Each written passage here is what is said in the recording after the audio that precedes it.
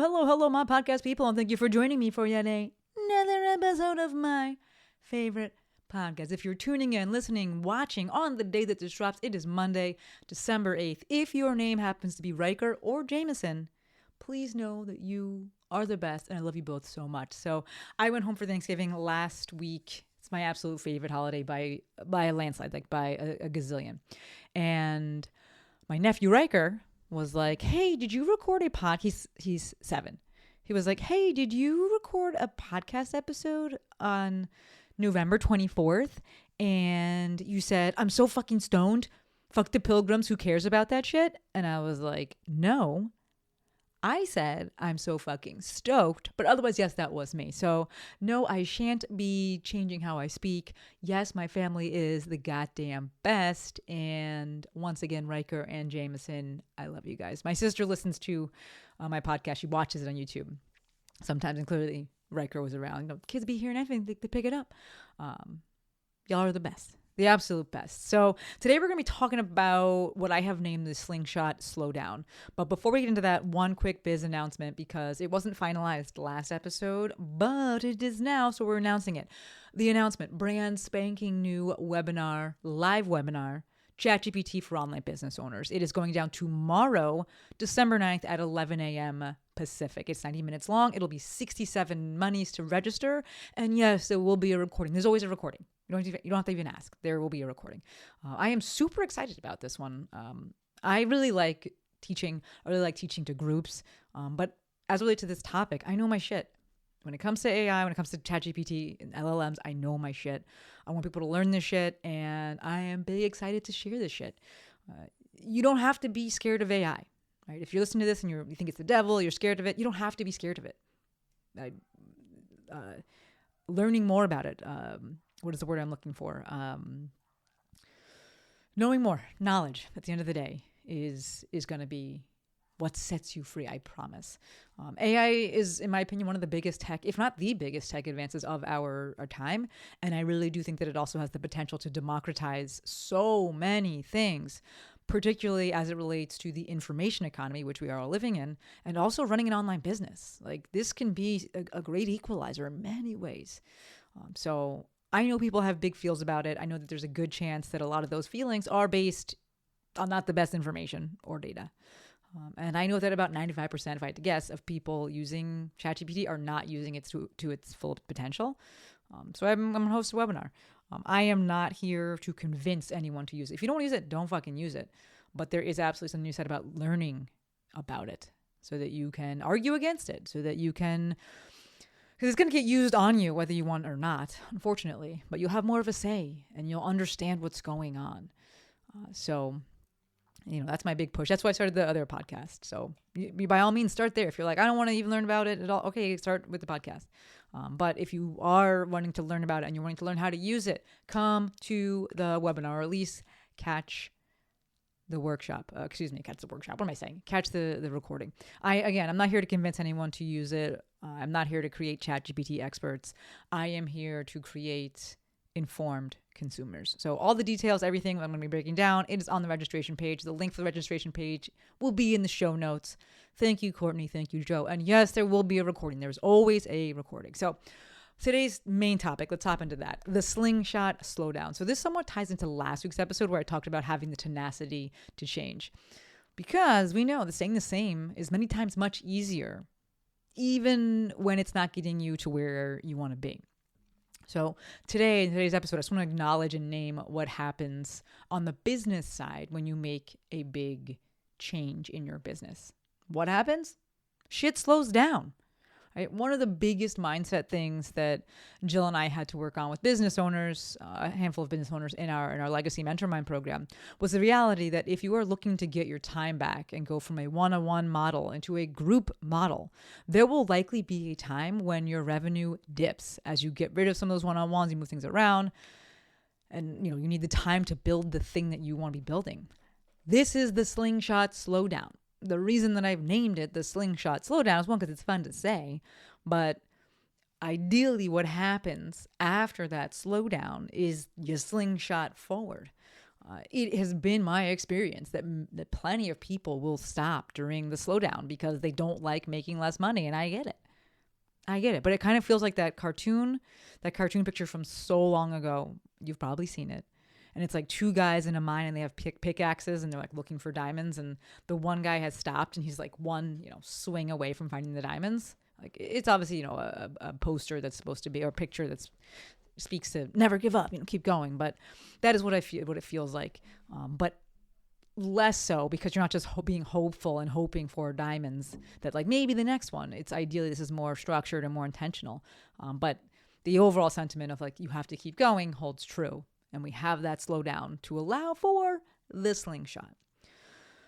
I want to emphasize from what I said before that people don't like they don't like making less money. I want to emphasize the word like, right? They don't like making less money. Ideally, what allows for a slingshot slowdown is savings, right? You might have to draw on them or dip into things to make it work for a while. And the reason I say I want to highlight the word like is because if you cannot afford to stop, you cannot afford to have that financial slowdown, then this doesn't work, right? So there's one thing to be like, oh, I just don't like it. And there's something to be like, I don't like it because I can't do it. Like two different things.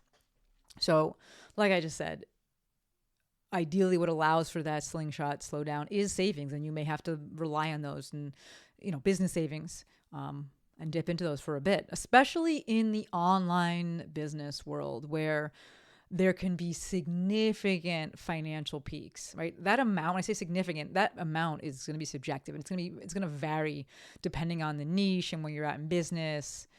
But this number, this significant financial peak could be a $2,500 cash injection, $5,000, $10,000 cash injection, $25,000, $150,000 swing with one offer. Again, yes, it's going to be dependent on the audience size, the offer, right? Obviously, you have a 10K coaching program and you get 10 people in it. That's $100,000, right?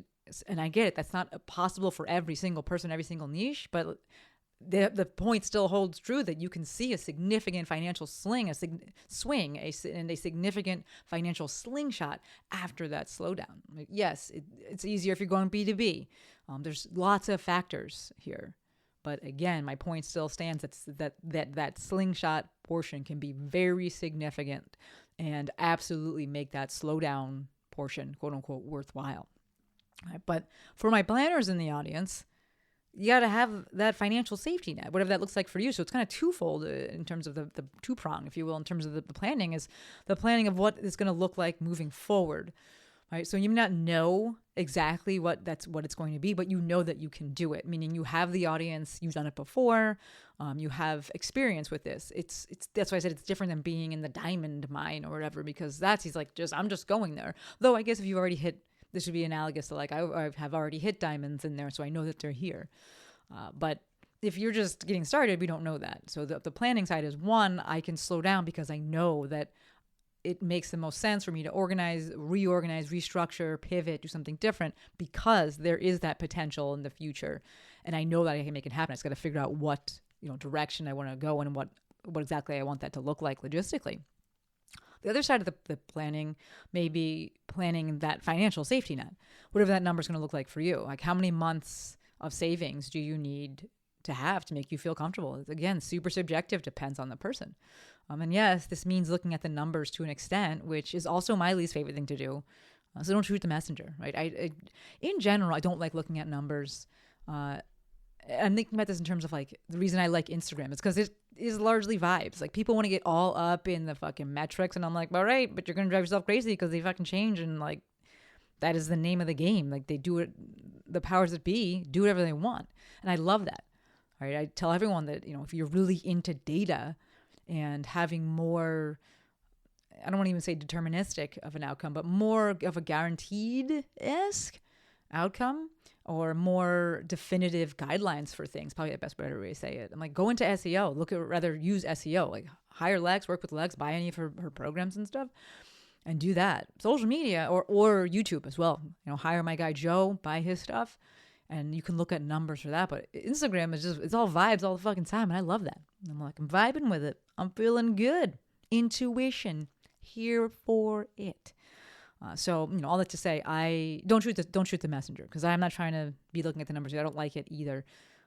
I do my financial meetings once a week, but I too am not like, oh, this is so much fun. Like, it never has been, and I don't think it ever will be. I like the vibes, and I do kind of mix that. I have my Sandy, who helps me out with all the bookkeeping stuff, and I know like a number that I like to have in there in the account, and it's like largely based off vibes. I'm like, this makes me feel good, and I know loosely like this will cover X number of months. But all that to say, the safety net allows for the slowdown, which allows for that slingshot forward. So y'all know that I am in this transitional period of my business right now. But I've also talked to a handful of friends and a handful of clients and a handful of client friends who are also there, which is largely what prompted this episode. Right? I very much operate in 5-year cycles. I always have. And I went all in on online business in 2020. Right? I made the big, full, official pivot, and I did my last Moving with the Maestro courses in 2020. So here we are, 5 years later, and I'm like, what's next? What does it look like? What am I doing? Clearly, like leaning into the AI side of things. And then bridging the gap as well with offers and such. But that is where I am at. And I know that a lot of folks entered the online space or experienced some significant success in the online space during 2020. And here we are 5 years later, which is a great amount, a nice number, amount of time for change. And I'm not saying that that's the timeline that you have to operate on or that you do operate on. But if you do, you're not alone. And if you operate on a different timeline, and you're feeling like right now is a period of change, you're also not alone. Right? The big thing here, the takeaway message is embrace the slingshot slowdown, right? And give yourself long enough in that slowdown so that you can actually slingshot forward. All right, real quick before we wrap it up, if you haven't already started thinking about / opening yourself up to and opening yourself up for your 2026 word for the year, maybe now is a good time to do that. I know it's a little bit of a pivot of topic there, but I wanted to make sure I talked about it because we're getting towards the middle of December. So for those of you that don't know, every year I pick a word that serves as a bit of a North Star for me for the next calendar year. My process for picking that word largely just involves letting it fall into my head. I told you folks, all vibes all the time. I make myself open to it. I'm like, all right, time to think of a word. And it just kind of literally falls out of the sky and lands into my head. Like that's it. And it just one of them, a word just sticks. It is not a tough process for me. And yes, again, it's largely based on vibes. For some folks, it is more of a process. You can use ChatGPT or, whatever their preferred LLM is. And then think about it some more and we talk about it. We talk about it in the Mafia. People say it, see how it feels. But it's your choice. Your process is up to you. And for what it's worth, it doesn't have to be business related. It can just be for life or both. But there's a good chance if you're listening to this podcast, watching this podcast, then your life encompasses all the things. It's business, personal, it's all the things that are wrapped into one. So it'll likely be intertwined. But again, it's up to you. Do you, boo? Always do you. But again, given that we are in the second week of the final month of the year, for me, it's a nice time to start thinking about it. And I think I started probably 2 weeks ago, something like that. Give or take. And one fell out of the sky and into my head. And, you don't have to do it at all. You could be like, fuck this, I don't want to do it. Or you could repeat your word from last year if you want. If you did pick a word last year, it could be nice to first sit and reflect and be like, did I even use that? Does this help me? Is this helpful for me? Do I want to do this? You don't have to. Do I want to repeat the word? Was it helpful? Yeah, I really liked it. Okay, cool. Do it again. Look to pick one again or let one pick you again. But I am about 99% sure that I have my word. I'm not going to share it just yet, but I figured I'd put the practice on your radar. And we'll probably circle back again next week. And if you do pick a word for the year, it's nice to check in periodically throughout the year. I don't even have it on right now. It's right on the desk, but I wear this little bracelet. I bought a bunch of them so I can actually make it myself. And I do check in and I do use it. I really like the practice. It really does feel good for me. So if it's something that you think might feel good for you, perhaps now is a good time to start thinking about it. All right, gonna wrap it up there. Remember, embrace, my friends, embrace the slingshot slowdown if that's where you're at. and give yourself enough savings so that you can hang out in that slowdown as long as you need so that you can actually slingshot forward. That's a terrible slingshot noise. I don't really know what. In my mind, I'm thinking of like a creaky like rubber band, like something like that. It's more like an arrow. But either way, y'all know what I'm talking about. Double reminder, brand spanking new live webinar, ChatGPT for online business owners, going down tomorrow. Actually, I think it's called ChatGPT for online business. Now that I'm saying it, I'm like, that's wrong. That's wrong.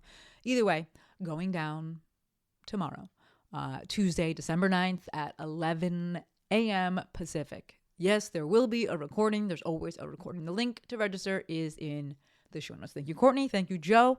Thank you, all of you, for tuning in. As always, my friends, endlessly appreciative, especially for you, Riker and Jameson, for every single one of you.